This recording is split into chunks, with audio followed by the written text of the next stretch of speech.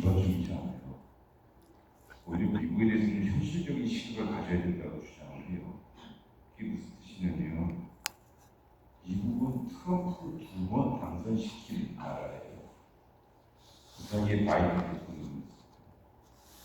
그러면 트럼프 이후의 미국은 저는 여전히 예전으로 돌아갈 수 없을 것 같아요. 무슨 뜻이냐면 미국과 중국과의 경쟁은 지속적일 겁니다. 이해정 교수님이 말씀하셨듯이 이게 마치 제로섬 형식의 경쟁은 아니죠. 사실 미중 경쟁이라는 구조는 계속 있을 거고 그런 와중에 동맹국에 대한 비용과 책임은 계속 부여할 거예요. 그것이 가장 리버럴한 미국 정부가 된다 들어서는 하더라고요. 두 번째 방금 말씀드렸다시피 미국 국민들이 트럼프 1기와 바이든 그리고 트럼프 2기를 거치면서 예전의 멘탈리티가 나온다고 봐요.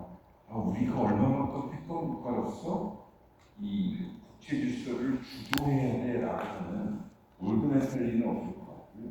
보다 거래적인 멘탈리티가 더 강할 거예요. 그래서 저는 미국 절대 인간적으로나 혹은 비아냥 본인을 봐야 된다고 생각합니다. 현실적으로 봐야 된다고 생각하고요.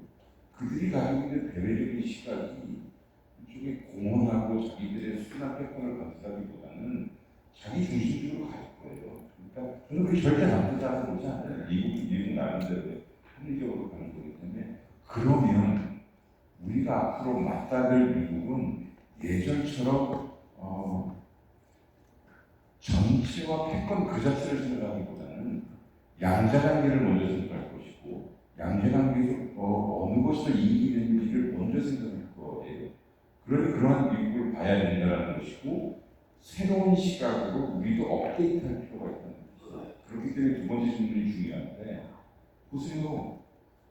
김정은도 불과 제가 근무했던 노기도 공장에도 있지만 문재인 정부 때 김정은이 더 이상 아니에요.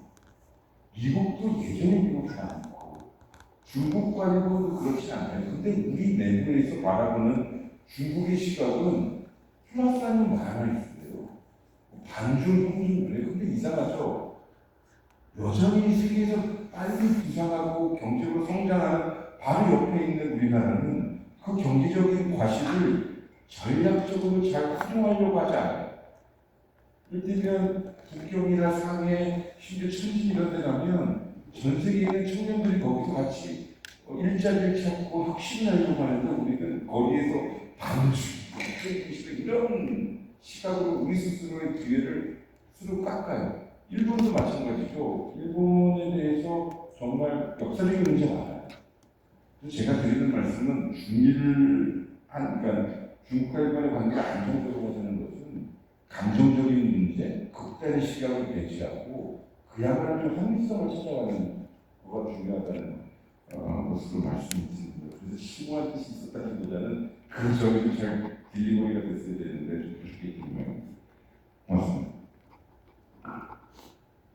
예, 매우 중요한 질문을 해주셨는데 제가 이제 지금 우리가 가장 시급한 경제안보 관련, 대미통상 관련 이슈들을 몇 가지만 요약해서 말씀드리겠습니다. 무엇보다도 경제안보 관련해서는 정부가 하는 것이 많이 있지만 한편 또 민간 분야에서도 해야 될 것도 상당히 많거든요. 특히 수출 통제 관련해서는 우리가 90년대 초반에 수출 통제 제도를 도입했는데 사실 그동안 수출 통제 제도를 제도만 갖고 있었지 별로 그동안 시대 상황이 적극적으로 이거를 정부가 나서서 이행할 만한 그럴 필요가 없어가지고 시시하고 지내고 왔는데 지금은 수출 통제하면은 이게 수출 통제 개념에 단순히 기술이라든가 또 특정한 상품의 어떤 그런 것보다도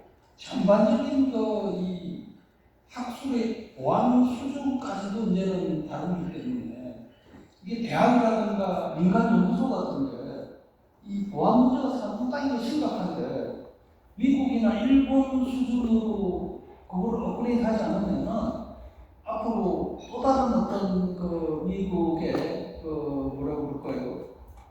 규제, 뭐 강제노동 관련한 뭐 그런 조치처럼 그런 게 올 수 있기 때문에 하여튼 그 민간 뭐 대학이라든가 기업, 연구소 등의 수출 통일의 인식이 필요하다라는 말씀을 드리고 싶고 이제 두 번째는 사실 참 어려운 숙제이긴 한데 이 대중국 관계를 어떻게든 하여튼 이제는 좀 이렇게 새로이 설정할 수밖에 없다. 물론 말은 많이 하는데 우리가 뚜렷한 방향성은 아직은 없는 것 같습니다.